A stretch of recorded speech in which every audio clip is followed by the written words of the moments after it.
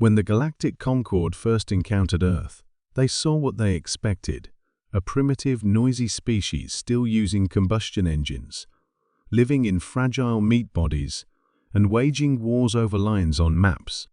The consensus was unanimous: another newcomer, too young to matter. They approached as they always did, cloaked in benevolence and superiority. A peaceful first contact team arrived in orbit, broadcasting messages of friendship and unity. The humans responded, curious but cautious. Diplomacy began. Cultural exchanges followed. And though the aliens smiled, behind closed doors, they whispered about how quickly Earth could be guided into the fold.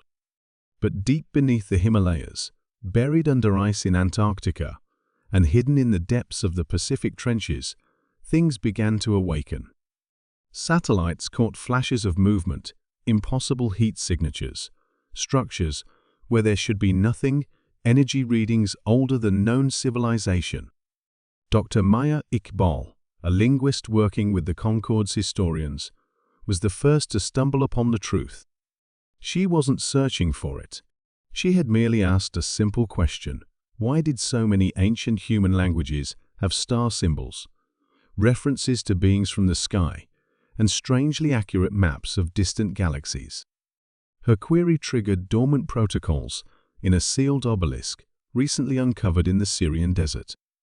It activated, and it spoke, not in a forgotten tongue, but in galactic high script, a language supposedly developed just 30,000 years ago. The obelisk was carbon-dated to be 5 million years old. Panic spread through Concorde archives. This wasn't a primitive culture echoing myths. This was evidence that Earth had not joined the galactic community late. Earth had made it. More artifacts awoke, not just on Earth, but across dozens of planets. Vaults long thought to be natural caves shifted open to reveal walls carved in the same script, bearing the same symbols, the spiral of Terra Prime. Records emerged, decrypted painfully, from buried AI cores. The galaxy's ancient history wasn't lost, it had been wiped. And the architects, the progenitors of so many of the Council's base technologies, the legends that had become myth, they had been humans. But these weren't the humans now alive. These were the first ones, the Terran precursors, who had mastered time-folding, bio-weaving, and planetary engineering. They had created the wormhole network the galaxy used, seeded life on hundreds of worlds, and then vanished. The reason? A self-imposed cycle. A renewal. Every 10,000 generations, humanity restarted. Voluntarily. Memory wiped. Civilization reset. Evolution allowed to run its course again. Not out of failure, but out of discipline. They believed that wisdom without struggle led to stagnation. That greatness must be earned again and again. They believed in becoming worthy of their own legacy. The current humans were their latest reincarnation, and they were waking up. Concorde fleets scrambled to contain the revelation. They deployed scientists, sensors, even saboteurs. But the knowledge was spreading too fast. Ancient systems were reactivating satellites hidden in orbit beneath cloaking fields, deep AI bunkers rejoining the network, sleeper probes lighting up across dozens of systems.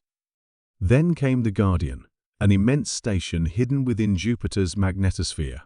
Shaped like a crystalline ring, kilometers wide, it ignited in the sky with a broadcast across every known galactic frequency. Lineage confirmed. Genetic code verified. Conscious threshold reached. Terra reclaimed stewardship. The Concorde tried to resist.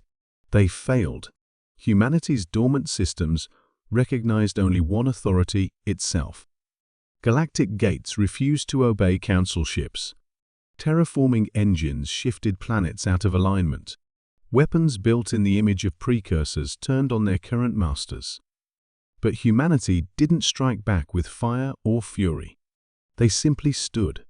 They walked into ancient thrones long forgotten. They reactivated lost technologies. They shared what had been locked away for eons, not just with Earth, but with the entire galaxy.